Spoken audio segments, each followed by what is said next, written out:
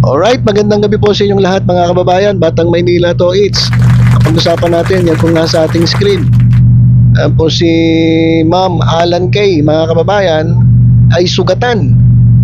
Ayan, kitang-kita naman po natin sa litrato na nilalagyan ng first aid. Paunang lunas etong si Alan Kay dahil nagtamo siya ng sugat sa braso. Ayan mga kababayan sa ating screen. Grabe, ang lalim ng sugat, ang laki.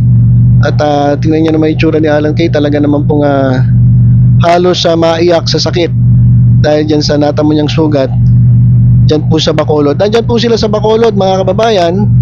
Dyan po ginanap ang sugod bahay kanina. Kasama po ni Alan Kay si Tito Sen, si Jose Manalo, Wally Bayola. So silang apat yung nandyan sa Bacolod. Kasabay din po ng pagdiriwang ng Mascara Festival. At nako, kamalas naman. So hindi naman nabanggit kung saan natamo yung sugat, kung paano nagkasugat itong si Alan Kay. Pero ang laki, malamang ito mga kababayan, sumabit ito. Malamang sumabit ito. At kasi syempre hindi mo kontrolado yung saka hindi mo kabisado yung lugar eh. So malamang pwede namang siya nadapa at tumama sa isang matulis na bagay. Pwede rin ganun kasi sa sugod bahay ingat na ingat sila eh. Meron kasing palusong eh, yung kalsada nga talagang matarik na palusong. So malamang doon na aksidente itong si Alan Kay kasi hindi naman po talaga binanggit kung paano nangyari, paano siya nagtamo ng sugat. So yan, nakakaawa naman. Ang laki po kasi talaga ng sugat. Saka ang lalim. Bali sana kung gas-gas lang eh. Talagang talagang uka eh. Uka yun dito eh. Yan mga kababayan no. Talaga namang ito nga si Alan Kay ay halos mangyak-ngyak. Buti na lang kahit paano ay binibiro ni Jose Manalo. Kaya sabi nung iba na hindi naman daw ganun kalala. Masakit lang.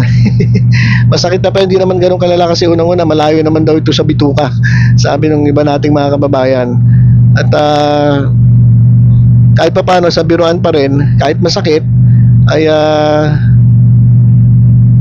nababawasan ng sakit yung hapdi ng sugat. Mahapdi po kasi yan mga kababayan eh. Lalong-lalo na kapag pinahira ng alcohol, ng mga gamot habang nililinisan. Masakit po yan, mahapdi po yan.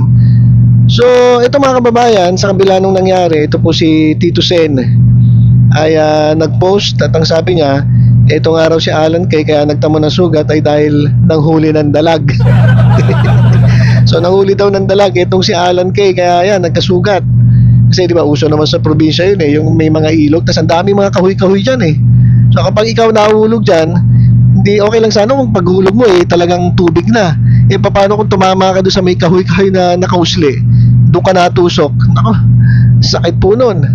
So yan, sa kabila nung nangyari, nakuha pang magbiro ni Tito Sen. So ibig sabihin okay lang si Alan, walang problema. At dahil dito mga kababayan, ito naman si Maine Mendoza, naku nag-alala. Sabi ni Maine Mendoza, Ma'am Alan! O yan, napasigaw si Maine Mendoza. Maging si Pauline Luna. O sabi naman ni Pauline Luna, anyari!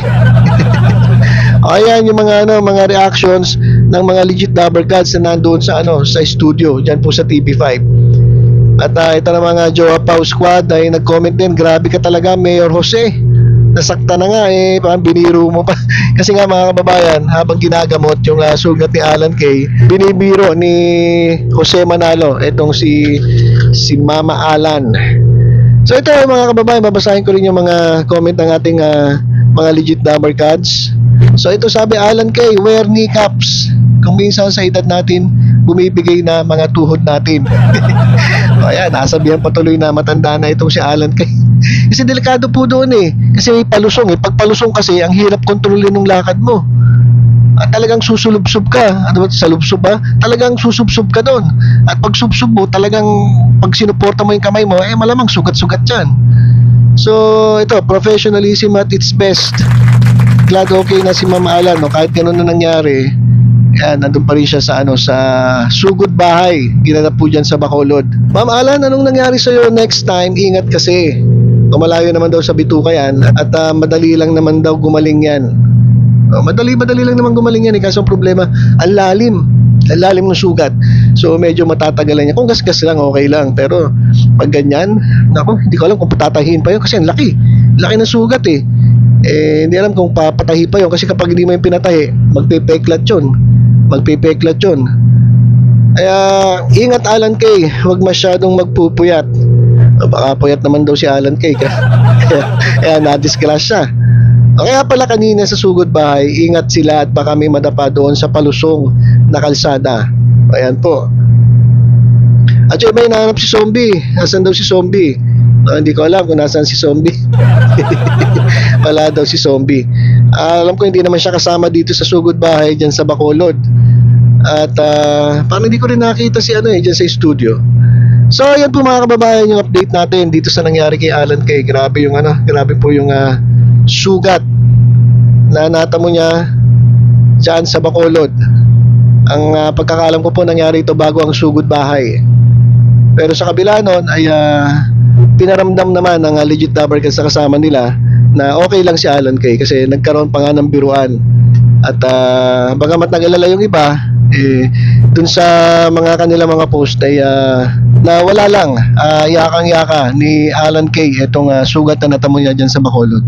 So yun lang po muna mga kababayan, ingat po tayong lahat. God bless.